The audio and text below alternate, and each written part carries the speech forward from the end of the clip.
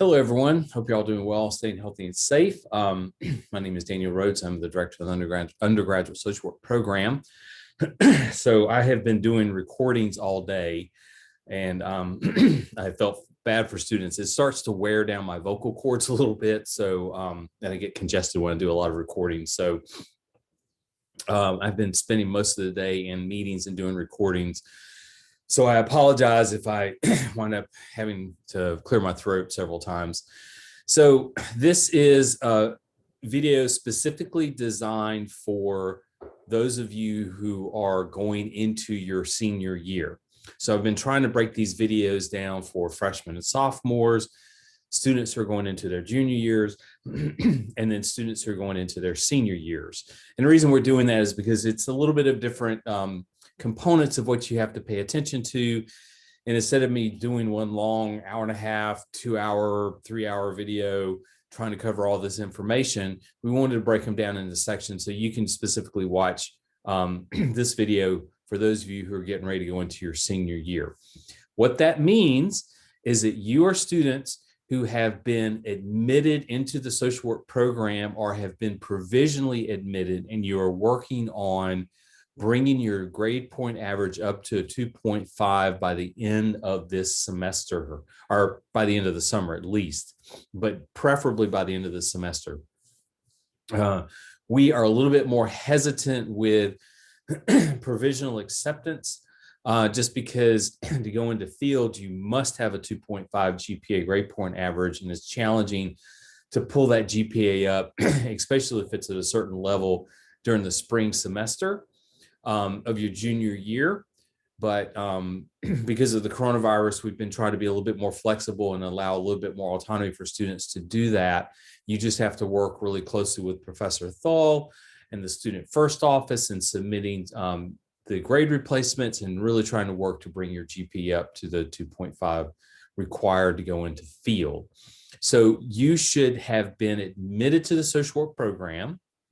You should be currently enrolled in Social Work 315, which is our diversity course, 325, which is our research methods, and 351, which is our professional skills class. You can tell how tired I've been from recording because I start to stumble over my words too. So 315, 325, and 351, which is diversity, research methods, and professional skills at the minimum. There are some situations where I have worked with you where I will have taken a course from another program or department account towards diversity. Or if you are working on a minor in psychology or sociology and you've done research methods in psychology or sociology, then I may have taken one of those courses. Professional skills, you should be in professional skills. That's the one course that we're generally inflexible with. It should be meeting synchronously, because it's a speaking intensive course. It's the course that really prepares students to get ready to go into their field placement in the fall semester. It's a course where faculty work really close with students. And if there's some issues or concerns that come up, they can kind of let us know and we can try to work with you and help prepare you to go into field. So that you should be in Social Work 351. So preferably, normal circumstances, 315, 325, 351, and some of you are in Social Work 250, which is our data analysis course. And you may be trying to chip away at those final general education course requirements that you need to get done before you go into field. So you should be around 84 semester hours. You should have received information from Professor Thal, and you need to follow up with Professor Thal on any email he sends out. So what you need to do is you need to really monitor your emails during this semester, because there's going to be mandatory meetings that Professor Thal is going to email out to you and preparing you for field. There's going to be what's called a field fair. In the past, what we have done is we have reserved the entire, it's in the ECU. There's the big ballroom in ECU that we wind up reserving. EUC, had East Carolina in my head, Elliott University Center. So we reserve the big ballroom at Elliott University Center. And what happens is the students who are in their field placements will come in, set up a booth or a table, And then juniors get to talk to the seniors about their field placement. And this is a really powerful moment. This is that kind of aha moment, because we get kind of feedback from students like, I don't know what I'm doing. I don't know what I want to do. I don't understand what, because it's a kind of confusing process. We're moving. There's a lot of components to the system that's moving, and you're trying to kind of orient yourself to it, and classes you need to be in and all that stuff. And that is the period where students are really able to sit down with the students who are in field placements, and it goes, that's what they're doing. That makes sense. That's kind of what I would like to do. Unfortunately, because of the coronavirus, they're not going to be able to do that. So Professor Thull has worked really, really hard in designing a kind of virtual field fair where students who are working in their field agencies are able to do a video, and there's links to look at the agencies and stuff like that. So we're hoping that it can replicate that process as best as it can and prepare you for going into your internship your senior year. I know this is a stressful part. Our hope, and of course, one of the questions I get from students is, how is it going to look in the fall? And, we really don't know. I got my first shot of the coronavirus, my first shot of the vaccine on Friday for the coronavirus. And so my next one is scheduled for 3 weeks. The hope is that we will have faculty, staff, and the most students vaccinated by the end of the spring, sometime in the summer. So at this point, we're looking at trying to return to some type of normalcy during the fall semester. This has really impacted students who are in their field placement this year. Agencies have not been able to take as many interns as they have in the past. And so we're hoping that we're starting to get to a relatively normal state in the fall semester, trying to be optimistic. I know there's different variants go around and things are really kind of up in the air, and students will ask us questions, and we don't know. I'm sorry, we're kind of in the same boat that you are. We're all kind of navigating this uncertain process with a lot of ambiguity, but also being optimistic that we will hopefully be somewhat normalcy during the fall semester, and then our classes will be in person. We may still have to follow some social distancing and masking and some other things like that, but we really do want to try to be together. This has been an extremely challenging year for me. I teach mainly seniors. So fall and spring semesters are last year. This is an opportunity for me really to connect with students in the classroom. I have a unique form of educational style that sets students up in circle process and try to use Freirean models of education and restorative justice practices. And so I do a lot of circle process with students, and I have not been able to do that this whole academic year. And it's been really, really challenging and difficult for me. So I'm hoping as a group of students who are getting ready to go into your senior year, that we can return to some type of normalcy, and we can start engaging in that type of process. And I'm not having to record lectures for classes. I will probably continue to recording for advising, because I have found the positive of this is that I can record this advising session, give information, and then when we meet for advising, I'm not having to go over all this information in advising. And so hopefully my expectation is you will have watched this video, oriented yourself to what you need to know for advising. I have a very short PowerPoint we're going to go through, and I'm going to talk about looking up classes and getting you prepared for your senior year. So let's dive into the PowerPoint real quick. So this is spring advising. So it's basically spring advising in preparation of fall 2021. As noted, you need to be in social work 315, 325, and 351. And so what you're doing, you should have been admitted to the program.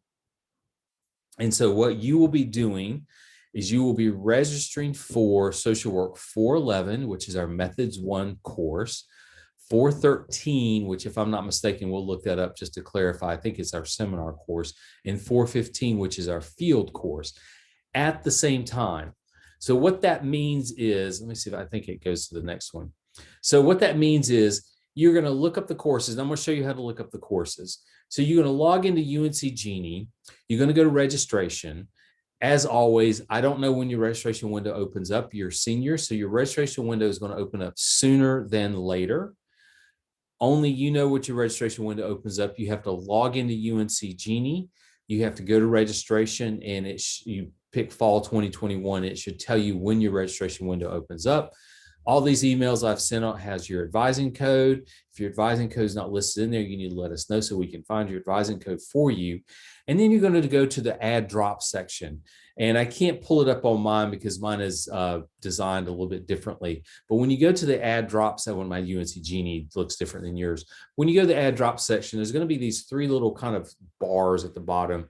And what you need to do is you need to enter the CRN number. That's the course registration number for 411, 413, and 415, and submit update.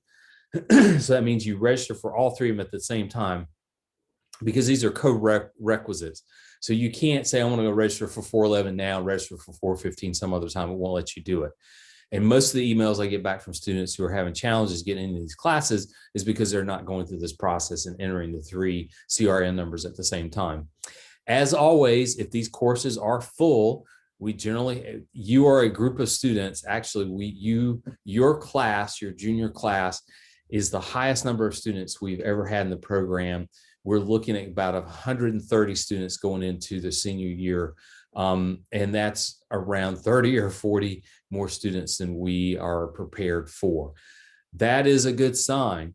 That speaks a lot to me in the value of social work. And I think what's going to happen, as universities are really worried about how coronavirus has impacted students' attendance to universities, I think people are really recognizing social work, public health, nursing, education. These are absolutely essential people in working with individuals. And as social workers, our roles as engaging in human rights and social justice is we're working with people who are historically marginalized, disenfranchised, and oppressed. And so we're seeing this kind of breakdown in our public health system because we have a system that really does not recognize people who are disproportionately affected by this virus, which are people of color, Black people, poor people, and elderly people. So you talk about some of the most vulnerable people in society, people who have immune deficiencies, people who have health issues, people who are elderly. The most vulnerable people in society are the ones who are getting hit by the coronavirus the hardest. And then you start looking at groups of people who have historically been marginalized and disenfranchised and oppressed. People of color and Black people are being disproportionately hit. And so I think people are starting to recognize that professions like public health, nursing, and social work are essential in these type of situations. And that the one thing that coronavirus has really demonstrated to us is that we need to have a very concrete infrastructure, a social services, human services, medical services infrastructure that provides healthcare and mental health services and social services and public health to anybody, regardless of their ability to pay. And so we were surprised. We were kind of like, this is going to be a rough year. We may not have as many students. And we wind up having about 30 or 40 more students in the program than we are prepared for. So what that means is when you start registering for these classes, some of them are going to be over capacity. And what that means is you're going to have to reach out to us to ensure that we are able to get you into the classes. And just to let you know, we will get you in the classes that you need to be in. So if 411 is full, but 413 and 415 is not full, it's not really going to let you register for these classes. So you just need to reach out to us and we'll make sure that we can get you in these classes. Just a reminder, you all should know this, for overrides, I cannot do overrides for other departments. So some of you have had me do overrides to get you in 315, 325, and 351. You'll rely on me to do overrides to get you into 411, 413, and 415 in the fall semester. I cannot do overrides. And I think this gets a little bit more tense for students at this time because you're really trying to finish off those general education course requirements before you step in your senior year and your field placement. And so you're trying to get into like a GPR course or literature course and they're full and you can't get in, and you'll send me an email, Dr. Rhodes, can you get me in this class? I cannot. I can only do overrides for classes in the social work department. I can't do them in history, philosophy, religion, other programs, other departments. So if there's a class that you need and it's full, then you may need to reach out to that department or that professor in that class and see if they will be willing to get you in that class. As noted, you should be enrolled in 315, 325, and 351 right now. So as you look over the suggested plan of studies, the plan for you for the fall semester is 411, which is Methods 1, which is our direct practice course, 413 and 415, which is our field seminar and your internship. And then you have 2 upper level electives, 400 level electives. They get kind of lost in that system, so you have to kind of dig them out. And I'll pull that up when we're looking at the social work curriculum a little bit and the courses that are listed. Currently 451 is not listed, which is our independent study. And I need to figure out why that's not listed, because there's also an option of 1 to 2 to 3 credits. So you may be shy 1 or 2 credits. Most of you will need 120 to 122 hours to graduate, depending on what academic year or academic catalog you entered. At this point, most of you will only need 120 hours to graduate. I will also pull that up when I pull up DegreeWorks, and I'll point that out to you. So generally what happens is a student may come up on their last semester, and they're at 118 or 119 hours. And so what we will do is often we will offer Social Work 451 or independent study and allow you to take that for 1 or 2 credits, and that'll ensure that you meet the 120-hour benchmark that you need to graduate. I think the 2 upper level 400 elective classes that we're offering in the fall semester may be school social work. That is primarily for students who are working towards a school social work licensure, which is another application process that you should have already been privy to. So Professor Webb should have reached out to you by this point. And those of you who have been accepted in the school social work licensure program, you will be taking school social work in the fall. And just to let you know, we have a large number of students who've been accepted in the school social work program also, so we're going to have to kind of navigate that. I think the other 2 courses is social services for children and maybe environmental justice, but we'll look that up just to make sure. So I kind of want to let you know that these 400 level courses are really there as an opportunity for you to take courses in things that you're interested in. So for school social work, it's required to obtain your school social work licensure. The environmental justice course is a really great course, and students really like it and get a lot out of it because you're interested in environmental justice issues as it relates to social work. This is not extensive. So if you're working on a minor, we will consider, especially if you're already kind of tapping up to that 120 hours, some of you transferred in with Associates of Arts degree, some of you transferred in with Associates of Applied Science, and you're looking at your academic hours and you're ticking already up there. Some of you may already have reached that 120 hours of academic hours that you need to graduate. And so what we will do is we will look at other courses to count that towards the 400 level elective.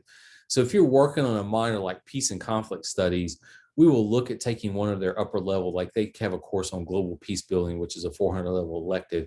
So we will look at taking that course and add it. We have to do what's called a waiver or curriculum modification form, and we will count that towards your upper level elective. I want us to be cautious with this.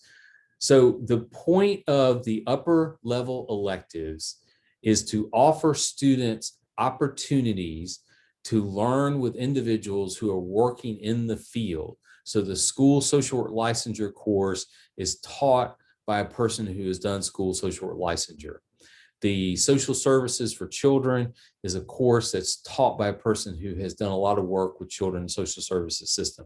We offer a substance use course, and this is often taught by people who have licensure and clinical addiction specialists, and they've been working in the field of substance use for years.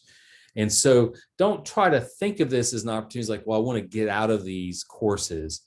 So there options for you that are really good courses within our social work upper level electives, but we don't want to hold you to that. You know, we want to give you options and opportunities to look at other courses.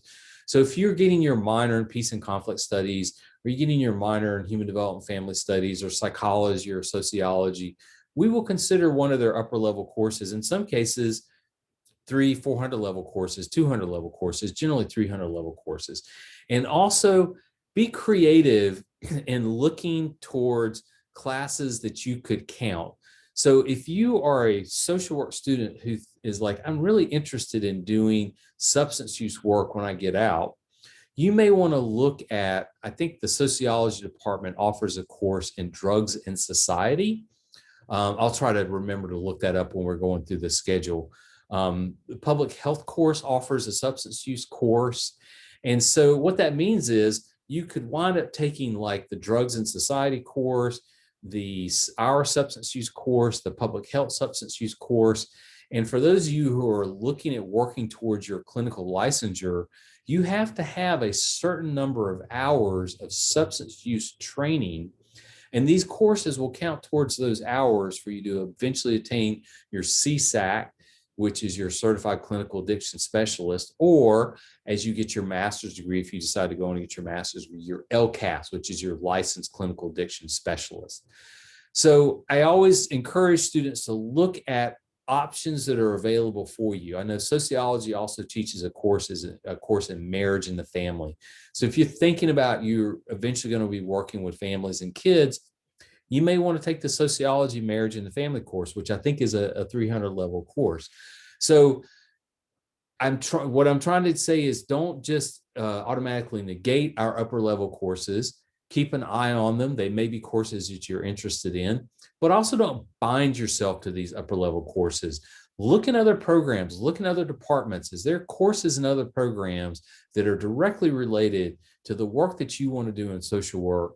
Then that may be a course you want to take, and we will consider that for an upper level elective, and we have to do a curriculum modification form to have that course count. So just be creative and flexible and keep an eye out on the courses that are available out there for you. And that's basically what I'm talking about in this slide right here. Plagiarism. I've talked about plagiarism quite a bit in other videos. This is probably the fourth time I've presented it today. This has been plagiarized directly from the UNCG website as an example of plagiarism. I just copied and pasted it and put it straight into the PowerPoint. And you notice, I mean, it's kind of referenced, but not really. And so just an example of, you really need to make sure as you move forward in the program, and especially as you look at going into the graduate programs for some of you who are going to do that, is that when you're writing research papers, you really want to ensure that you are citing your resources properly, using quotation marks, talking about, referencing the person that you used. I think sometimes when students are writing papers, your thought process is, I need to write this paper myself. And that's where we kind of fall into the trap of plagiarism sometimes. And from a research perspective, when we write papers, like when I write papers for journals and chapters, it is replete with references. And it does a couple of things when you do that. First off, it demonstrates to the reader that you are actually doing your research. When you start quoting a lot of different people and you start referencing a lot of different sources, it demonstrates to the person who's reading that paper that you've done your work, that you are not just kind of making this stuff up, that you've looked at legitimate research sources to pull the information to help support your arguments. It also serves a second purpose in that if I'm reading a paper from an expert in the field, I'm really interested in what they're talking about, that reference form, that references, those recommendations and references at the end are kind of a guidepost for me in that this person is kind of consolidating information and reflecting on that information and talking about their own personal experiences in this research. And I'm really interested in what they're doing. And so I use that reference list to help guide me into looking at other sources of information that may be related to something that I'm interested in. So I think that we as undergraduate students fall into this trap. It's like, I got to write this paper. I don't want to do too many references because they don't think I'm doing my work. And the actuality is references are great. References demonstrate you are doing the research. Now, you don't want to have your whole paper be nothing but quotes, because what you have to do is you have to take theories and ideas, reference them, and then synthesize them with your own ideas and what you're looking at. So don't shy away from using references. The online platform that we use, Canvas, has a program called Turnitin. So just to be aware, I'm sure you've heard this from me before. So any institution you've been at before uses some type of online platform, Moodle, Blackboard, Canvas. I know there's a couple others. So in my academic career, I've used Moodle, Blackboard, Canvas. I think there's one more that I've used. And so what happens is we will have a tendency, so we will submit a paper on an online platform at another institution, community college, another school, something like that. Once you submit that paper to that online platform, it's there. It's there and it is locked in and it is accessible through the internet. That doesn't mean it's accessible from the standpoint that I could go into Guilford Tech's online platform and find your specific paper. But what that means is that every one of these programs, these online platforms, has plagiarism programs. So the Canvas program that we use uses Turnitin. That's the name of the program. And so when you submit the paper, the Turnitin program kind of scans the paper and then scours the internet, and it will give us a percentage of how much of this paper has been, quote, plagiarized, and not necessarily plagiarized. It really depends on how we have it set it up. So it'll give me a percentage of how much of this paper is taken from another source. And what it does is I can look through the paper and it says, well, this area was taken from another source, but if you have quoted it properly, it lets me know that. If it hasn't been quoted properly, it will take me to the other source and I can see where you have cut and pasted from the other source.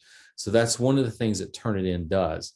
The other thing it does, and this is really at the discretion of the professor, and you have to be aware of it, is if you've had a similar assignment at another institution and you submit a paper, and then you're in one of our social work classes and the professor assigns an assignment, and you say, you know what, I'm going to submit pretty much the same paper. You submit it. What Turnitin does is it notifies the professor that at this other institution, a paper that is 75% similar to the paper that you have submitted has already been submitted to this other institution. So it'll tell us what the other institution is, but it won't tell us who turned it in. And so what that communicates to us is a couple of different things. You have either taken a paper and have just tinkered with it a little bit and not really rewritten the paper and submitted a very similar paper that you may have submitted to another program for an assignment. Or a friend of yours may have submitted a paper very similar and they said, here, just copy my paper. And so you copy it and you submit it. And then it tells us that a paper very similar to that has been submitted. Or you have purchased a paper online. This doesn't happen as much in social work classes. This will happen more in English classes where there's these shady websites where you can go on and purchase a paper and they don't care. They sell the same paper to a multitude of students. And what will happen is these programs will recognize all these different papers that have been submitted. So usually what we run into is a student will have plagiarized and just didn't really think about it, or you have submitted a paper very similar to what you submitted before, and it will give us a notification and we will recognize that. And then the professor will kind of approach you on this. We try to take a very restorative justice approach in dealing with plagiarism and academic integrity violations. So plagiarism is an academic integrity violation. It is an ethical violation. So you have to think about that in relation to social work practice. Integrity is a part of our values and ethics. So if you violate plagiarism, within your paper, you're not only engaging in academic integrity violation, you are also violating social work code of ethics. So we do take it very seriously. And we've had students who've done some things that fall within the realm of academic integrity violation, and we have failed the student in the class. Even that being said, what we try to do is we try to handle this in-house, and it is a policy of the university. The university strongly encourages that when there is an academic integrity violation, a cheating on a test or a quiz or plagiarism, that the professor works with the student, but it's still left up to the discretion of the professor. I had a couple of students who were in a human development family studies course, and the thing about Canvas is there's a lot of things, I don't do it. There's a lot of things that you can do with Canvas that I think students are unaware of, and that sometimes you can track IP addresses. And so if you are real savvy with Canvas and you want to do it, I think people who teach online more do this, and they assign a test, they can tell that two students have taken this test at a similar time, a similar IP address, and they upload it at the same time, and the professor can say, you two have cheated. And so we had a professor who locked down Canvas and flunked a handful of students in human development family studies. And this is inconsistent with university policy, but at the end of the day, it's really left up to the discretion of the professor. We would prefer not to do that. We would prefer to use this as an educational experience, and that's what the university requests of us, not requires, a request of us.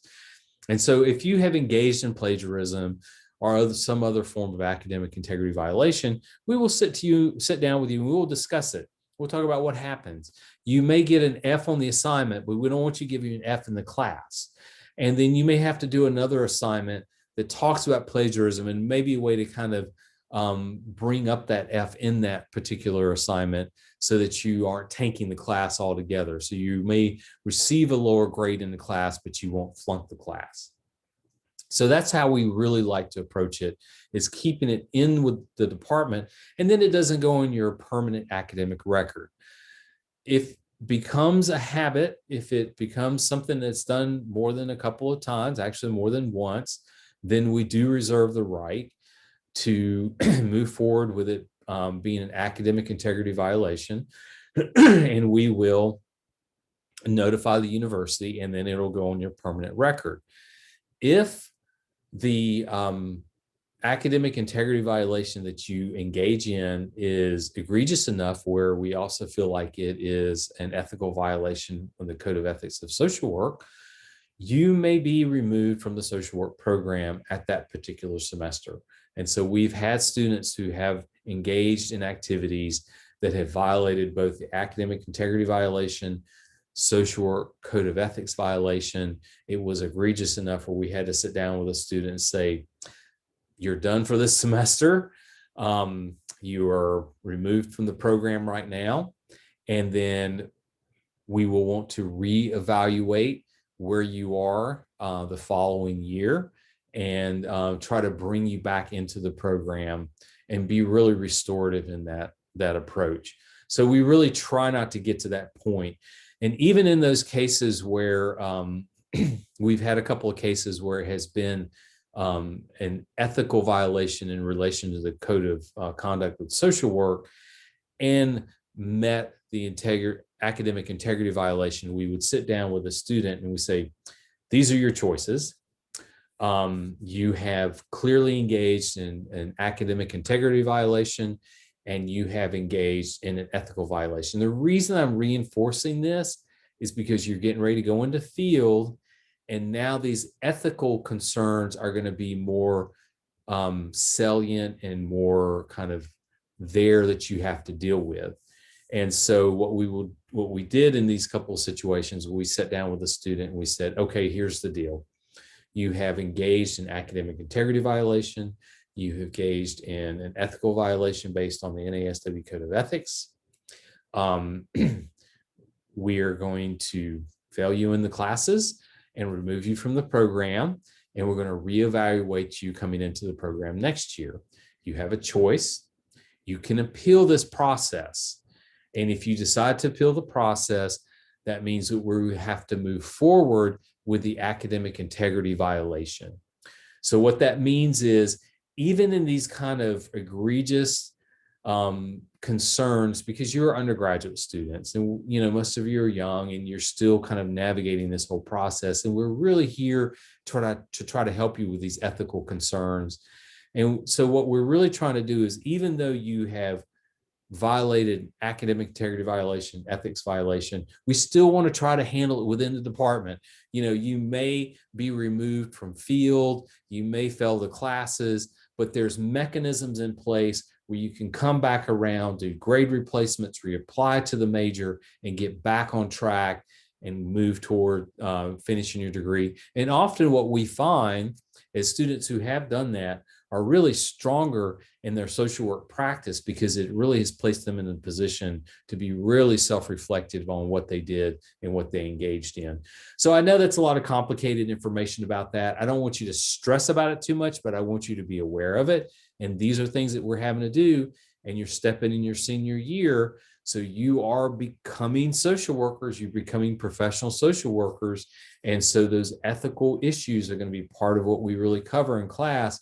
And you have to be aware of these ethical issues along with the academic integrity violation issues. Email etiquette.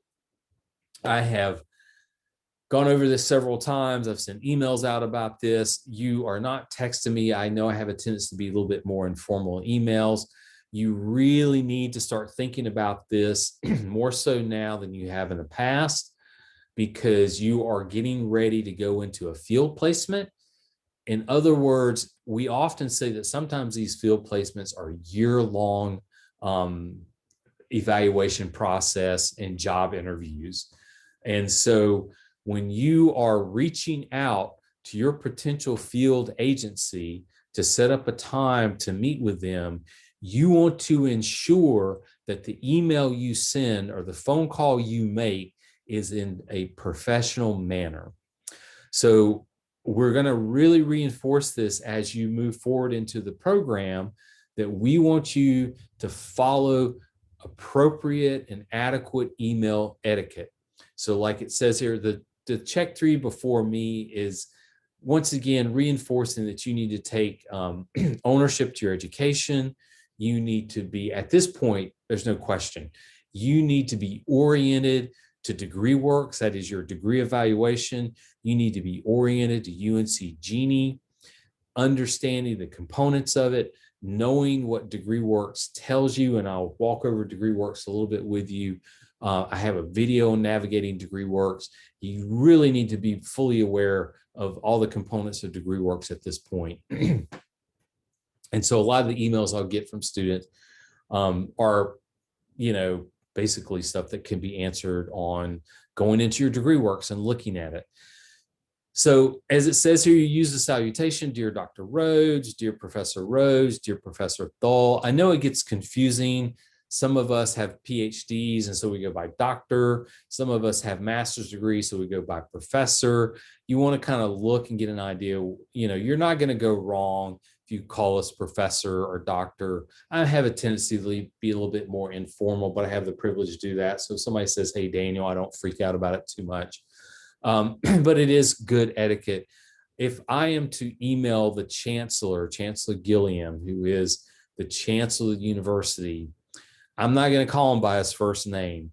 I'm going to be emailing Dear Chancellor Gilliam, and I'm going to have a very specific, concise, well-written email with whatever questions or concerns that I have that I need to address to him. So it's not going to be like, hey, Gilliam, what's up? It's going to be Dear Chancellor Gilliam. And so you're going to use specific questions. Things like I'm confused is not sufficient. You have to understand we have 400 students in the program. Students are working with me on a regular basis. We're trying to figure out, maybe you want to do this other class instead of a 400 level class. Maybe we have agreed upon doing conflict and research instead of your research methods course. I don't remember these things, especially if you come in my office. It's a little bit more different now. with me being on Zoom. But if you Zoom into my office hours and we talk about it, sometimes I forget about it. And so I need students to be very specific and clear. Dear Dr. Rhodes, I am in your second section of 412 right now, and I have a question, because I'll sometimes teach multiple sections of classes. And so students will say, hey, Dr. Rhodes, or I'm in your class right now.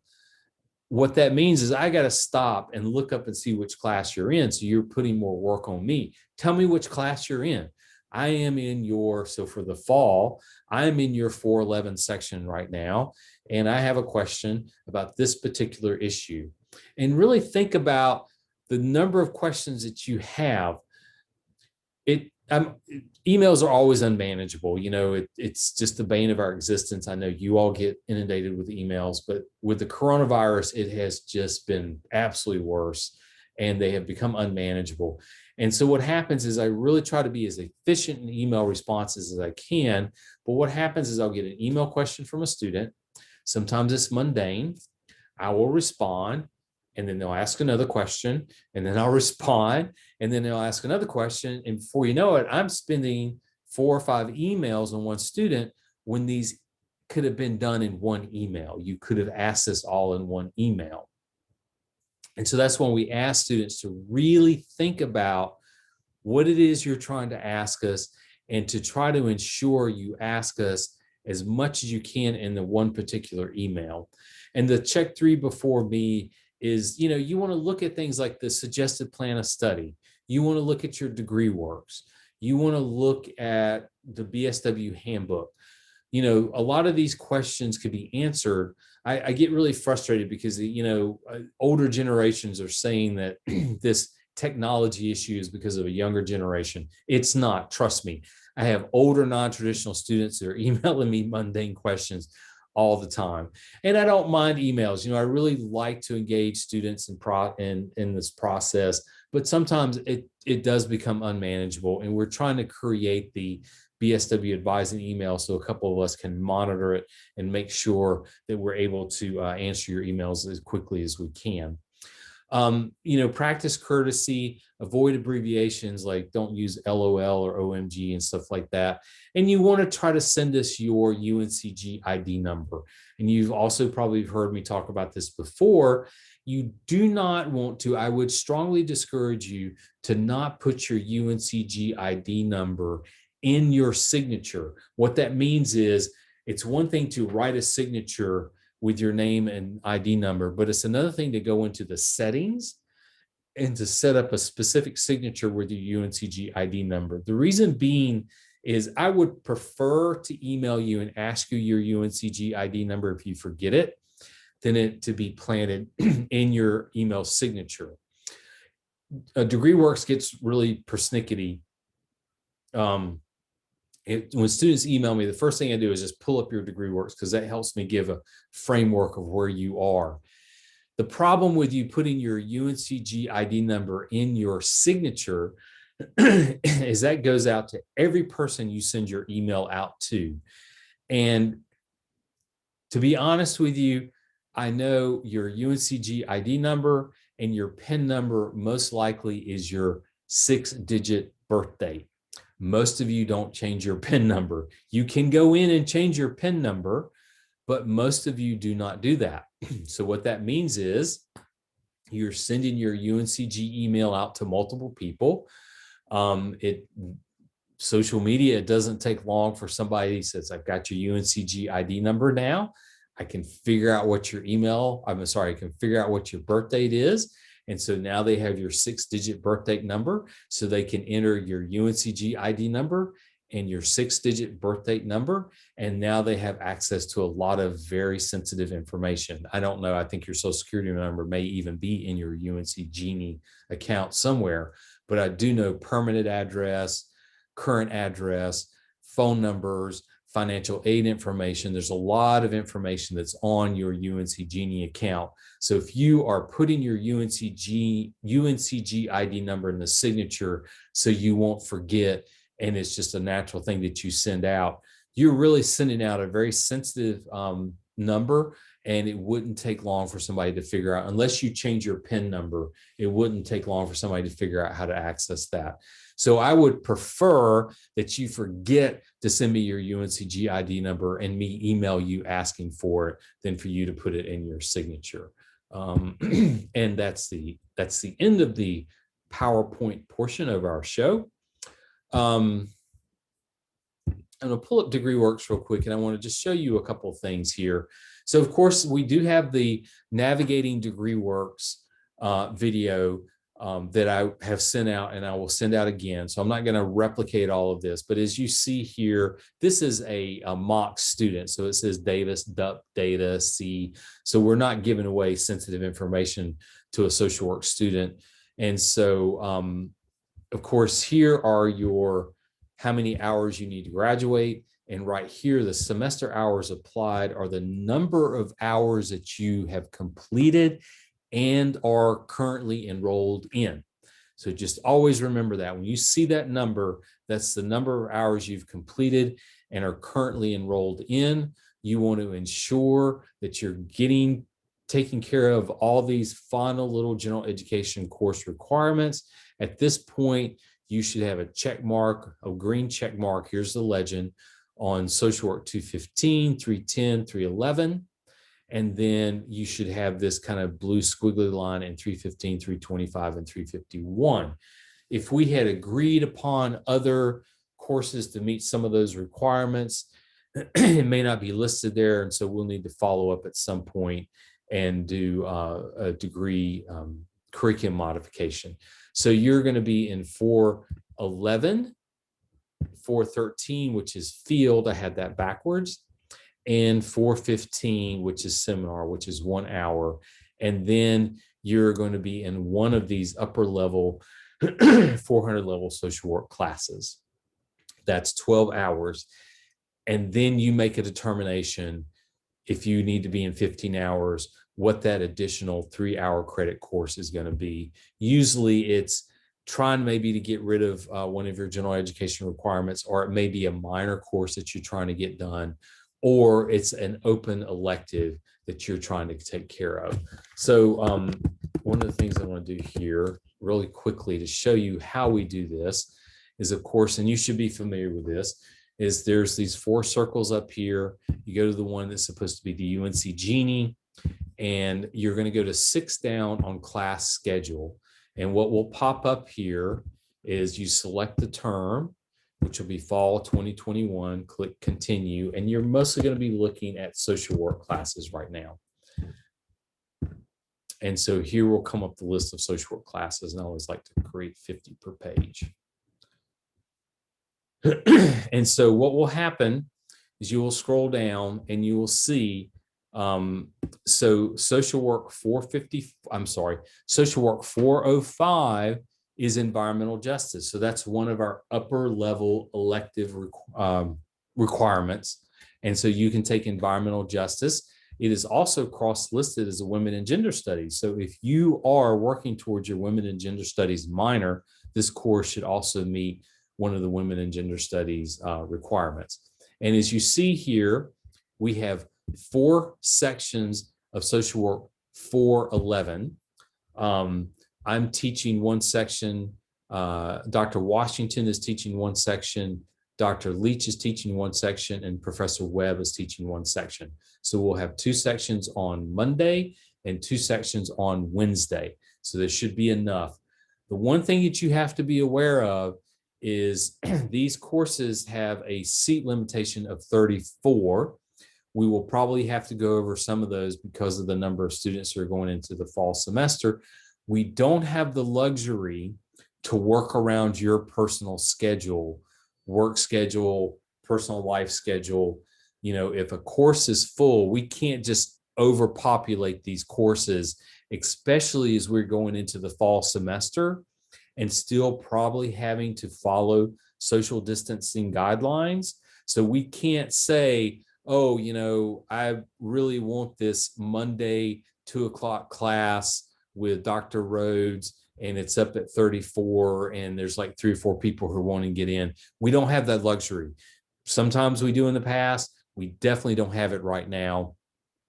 And so you will get into class that you need to get into, and we have to be very careful not to overburden these classes or overbook these classes. And if we do, we have to try to keep it very consistent, because that will help us determine what classrooms that we're going to be in. Here is field instruction. And now it doesn't have a time or date on this. Those are going to be every other Wednesday at 6 p.m. So you will be assigned specifically a field instructor. A lot of times it's related to what you are doing in social work, and your field seminar, I'm sorry, is that field instruction? And okay, field instruction seminar, I apologize. So field instruction is usually Tuesday and Thursday. So I'm getting a little confused. So you will be in your internship generally Tuesday and Thursday, and then field seminar. The reason it's not listed as the dates is because some field agencies are willing to work with you. So like they may want you to come in on a Thursday and Friday instead of a Tuesday and Thursday, or they may want you to come in on a Wednesday, part of a Wednesday, part of a Thursday, part of a Friday. You have to have 16 hours a week. It generally falls within Tuesday and Thursday, but a lot of field agencies are willing to work with you in these cases. Seminars are offered at 6 p.m. in the evening every other week. These are required courses. We've had some confusion with this in the past. Field seminar, field instruction, and methods 1 are all required courses. You are required to show up for these courses. And so every other Wednesday at 8 o'clock. And the unique aspect about field seminar courses is that your last year is a joint field placement program with A&T State University. So what that means is you're going to be in a field seminar course and probably in a field placement with North Carolina A&T social work students. The field seminar, you may have an A&T professor who's doing it. You may have a UNCG professor who's doing it. One semester, you're going to be meeting on UNCG's campus. The next semester, you're going to be meeting at A&T's campus. So some of you may start off at A&T's campus first semester and become UNCG's campus second semester, and vice versa. But it is a joint field program. We do our internship with A&T students. So field seminar and field placement are with A&T students. Methods 1 will not be with A&T students, but these two will be. And so these are the CRN numbers. So when I said what you will need to do is you will need to take the CRN number for 411, you will need to take the CRN number for 413, and you will need to take the CRN number for 415, and you will need to enter all 3 of those CRN numbers at the same time to get enrolled in those classes. And if there's any glitches or problems, you need to let us know so we can make sure that you're in the classes. It's a lot of information, and I'm sure I'm forgetting something. This is an exciting time for you. You're getting ready to step into your field agency. This is what we call praxis. Your theory and action are really starting to come together. You're going into communities. You're working with community-based organizations. The Methods 1 course, we're really diving into this, what's called the empowerment model of social work practice. And it's a strengths-based model. And so we're looking at those theories and how we apply those theories into the agencies that we work with and to the communities and clients that we work with. So it's an exciting time. This is why I love working with seniors in 411. So I think that's pretty much it. I can't really think of anything else. We've gone over DegreeWorks. We've talked about what you need to do to get into the classes. You need to continue to chip away those general education courses and ensure that you have them done. If those of you who are doing grade replacements, you need to make sure that you're working hard to keep those grades up. And what will happen at the end of the semester, you will submit your grade replacement form through the student first office. If you get confused, you can just kind of let me know. So I think that's it. I hope you're all doing well, healthy and safe, and continue to take care of yourself. We're real excited. We're hoping that we're all going to be together in our fall semester senior year and be back to somewhat of a normal process and being in the classroom together. It's what I love to do. It's my passion. So if there's any other questions and concerns, please let me know. Take care, and I will talk to you all later.